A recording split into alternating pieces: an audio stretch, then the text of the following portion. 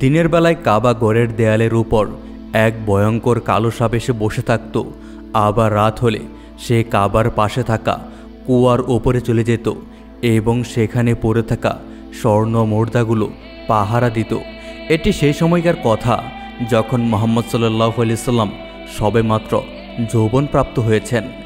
এখনও আল্লাহর তরফ থেকে নবুয়ত প্রাপ্তি ঘটেনি। তখন তিনি সমাজের সকল মানুষের কাছে খুবই প্রিয় ছিলেন, এমনকি আবু জাহেলও তাকে খুবই ভালোবাসত। মূলত দিনভর কাবা ঘরের দেয়ালের উপরে বসে থাকা সাপটিকে নিয়ে পুরো কুরাইশ সম্প্রদায় দুশ্চিন্তাগ্রস্ত ছিল।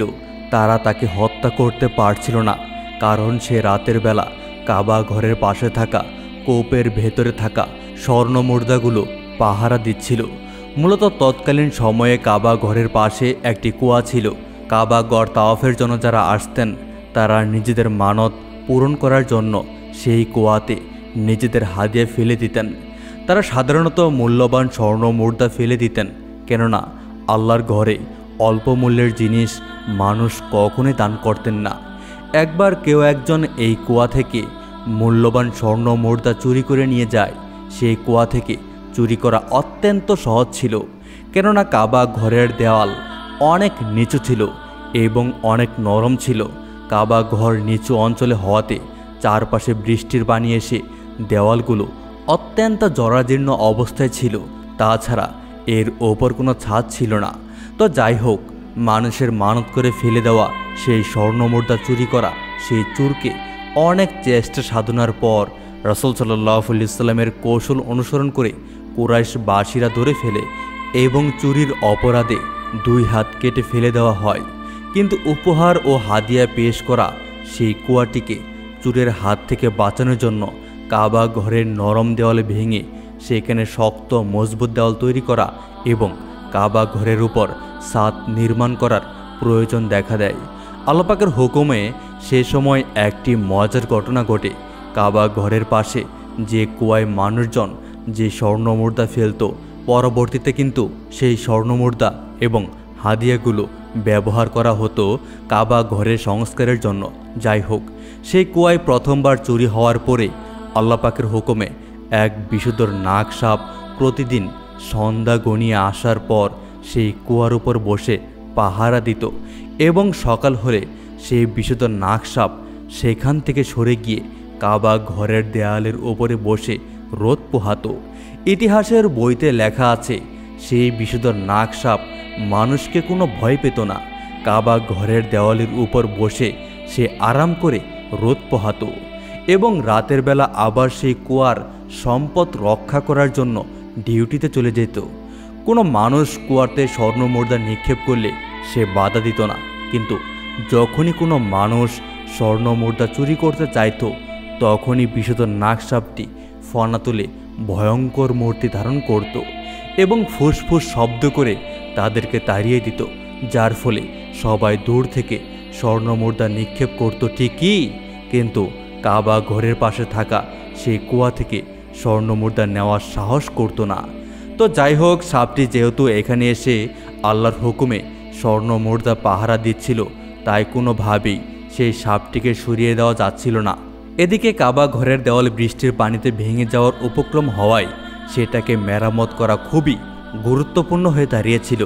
যেহেতু কুরাইশবাসীদের উপর কাবা ঘরের রক্ষণাবেক্ষণের দায়িত্ব পড়ে, আর কুরাইশ বংশের অন্যতম তরুণ বুদ্ধিমান যুবক যার নাম মুহাম্মদ সাল্লাল্লাহু আলাইহি ওয়াসাল্লাম, তাকে দায়িত্ব দেওয়া হলো কিভাবে কাবা ঘরের দেওয়াল নির্মাণ করা হবে।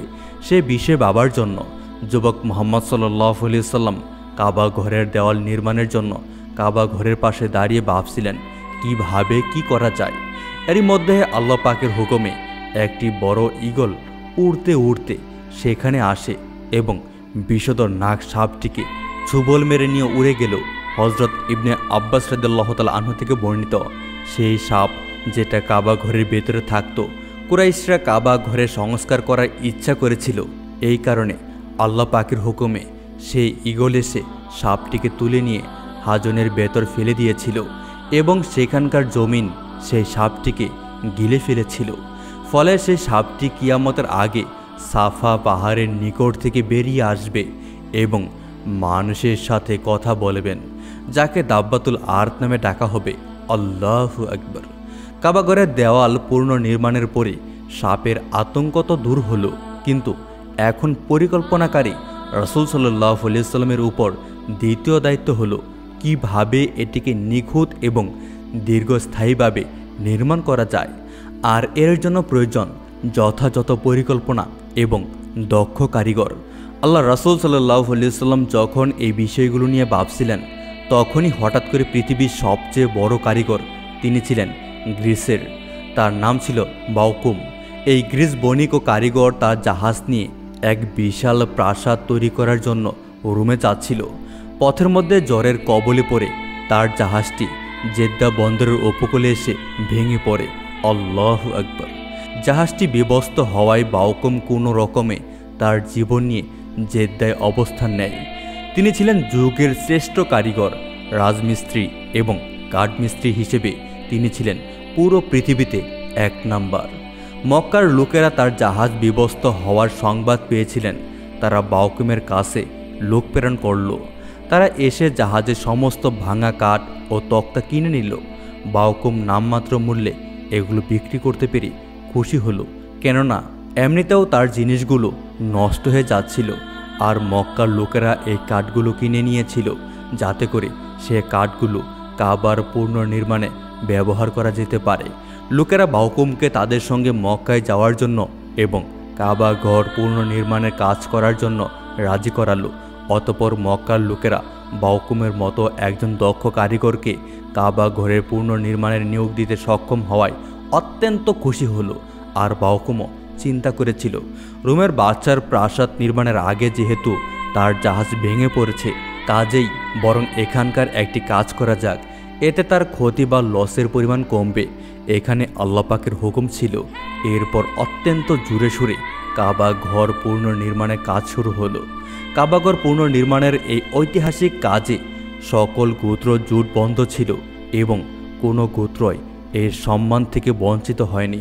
আর নবী করিম সাল্লাল্লাহু আলাইহি ওয়াসাল্লাম এই কাজে উৎসাহের সঙ্গে অংশগ্রহণ করেন। তিনি তার সমবয়সী সকল যুবকদেরকে খেলাধুলা বাদ দিয়ে কাবাঘর পুনর্নির্মাণের আগ্রহী করলেন। আর তিনি যুবকদের মধ্যে অত্যন্ত জনপ্রিয় ছিলেন।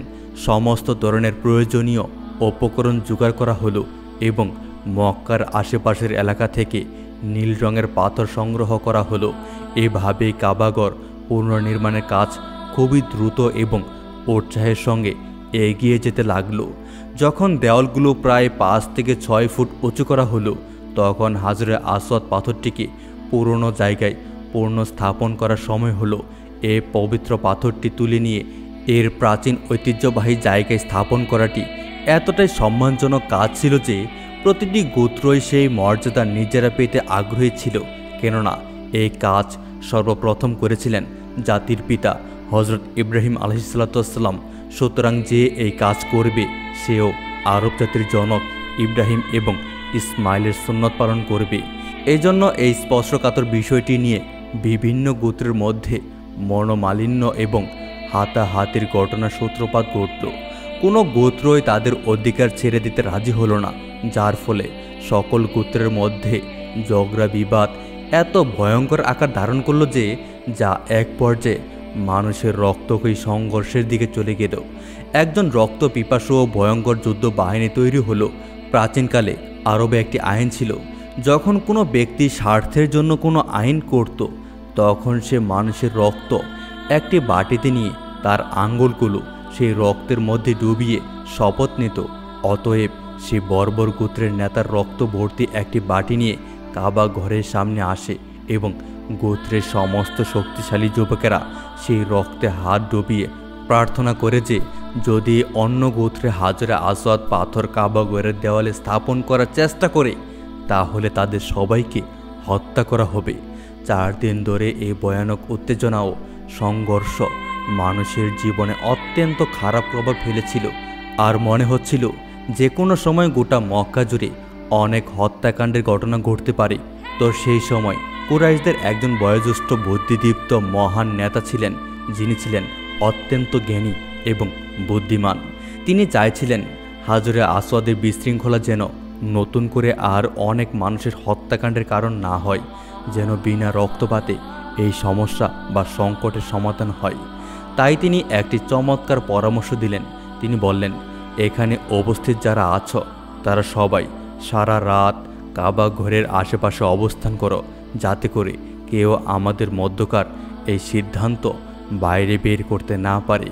যেহেতু এখানে প্রত্যেকটি গোত্রের নেতারা উপস্থিত আছে, আগামীকাল ভোরে সাফা পর্বত থেকে সর্বপ্রথম যে ব্যক্তি কাবা ঘরে প্রবেশ করবে তাকে বিচারক মানা হবে এবং সেই ব্যক্তি যে রায় দিবে তা সবাই মেনে নেবে।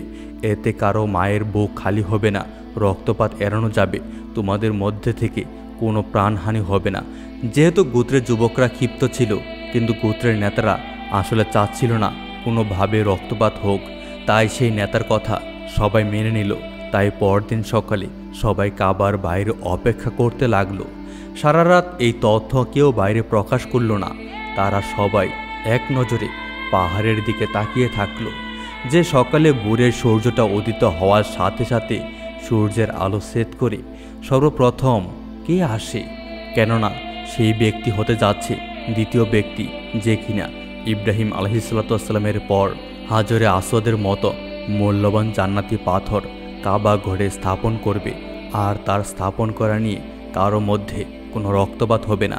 সবাই শান্তিপূর্ণভাবে একটি সুস্থ সমাধান দেখতে পাবে আল্লাহ তাআলার অসীম দয়ায়। সেদিন ভোরের সূর্যের আলো সেট করে সেই মহামানব, যাকে পুরো বিশ্ব জাহানের জন্য মহান আল্লাহ তাআলা রহমত হিসেবে পাঠিয়েছেন, সেই হজরত মুহাম্মদ সাল্লাল্লাহু আলাইহি সাল্লাম সাফা পাহাড় থেকে নেমে আসলেন। সবাই যখন তাকিয়ে দেখল, উজ্জ্বল উদ্দীপ্ত চেহারার এক যুবক, যার নাম মুহাম্মদ, সে এগিয়ে আসছে। যেহেতু সে কুরাইশদের কাছে অতি পরিচিত ছিল, তাই সবাই ভালোবাসার স্বরে তার নাম ডাকা শুরু করলো। তাকে সবাই আলামিন নামে ডাকত। তাই তাকে দেখে সকল গোত্রের নেতারা এত বেশি খুশি হলো যে সবাই বলল, আরে এই যুবক তো অসাধারণ, দেখো সৃষ্টিকর্তার কি কৃপা, তিনি হয়তো চাইছিলেন এমন একজন ব্যক্তিকে পাঠাবেন যাকে আমাদের সবারই পছন্দ। তোমরাই বলো, এই যুবক নিয়ে আমাদের মনে কি কোনো সন্দেহ আছে? সবাই একসঙ্গে চিৎকার দিয়ে বলে উঠল, নিঃসন্দেহে মুহাম্মদ তথা আলামিন আমাদের মধ্য হতে শ্রেষ্ঠ, আল্লাহু আকবার। নবী করিম সাল্লাল্লাহু আলাইহি সাল্লাম ঘটনাস্থলে উপস্থিত হয়ে যখন পুরো বিষয়টা বুঝতে পারলেন, তৎক্ষণাৎ তিনি একটি চাদর নিয়ে আসার পরামর্শ দিলেন। রাসূলুল্লাহ সাল্লাল্লাহু আলাইহি সাল্লাম চাদরটিকে মাটির উপর বিছিয়ে দিলেন। এরপর হাজরে আসওয়াদকে নিজের হাত মোবারক দিয়ে সেই চাদরের মাঝখানে রাখলেন এবং প্রত্যেক গোত্রের গোত্র প্রধান বা নেতাকে আহ্বান করলেন এবং বললেন, তোমরা প্রত্যেক গোত্রের নেতারা চাদরের কিনারায় ধরে এই হাজরে আসওয়াদ পাথরটিকে কাবা ঘরের দেওয়াল পর্যন্ত নিয়ে যাও। এখানে যে গোত্রের লোকেরা পরস্পরের মধ্যে মারামারি করছিল, পুরো 4টি গোত্রের প্রধান নেতাদেরকে চাদরের চারপাশ ধরতে বললেন এবং নিজ হাতে চাদরের মধ্যখানে হাজরে আসওয়াদ রাখলেন। বুদ্ধিদীপ্ত এবং সবার জন্য সম্মান বহনকারী এই চমৎকার আইডিয়াটি সবাই পছন্দ করল এবং প্রত্যেক নেতাই খুশি হয়ে গেল। এবং যে যুবকেরা নিজেরা প্রাণপণ যুদ্ধ করার জন্য শপথ করেছিল, তাদের মুখেও হাসি ফুটল, কেননা তাদেরও একজন গোত্রপতি আছেন যিনি ওই চাদরের কোনো না কোনো একটি কোণা ধরে আছেন। আল্লাহু আকবার।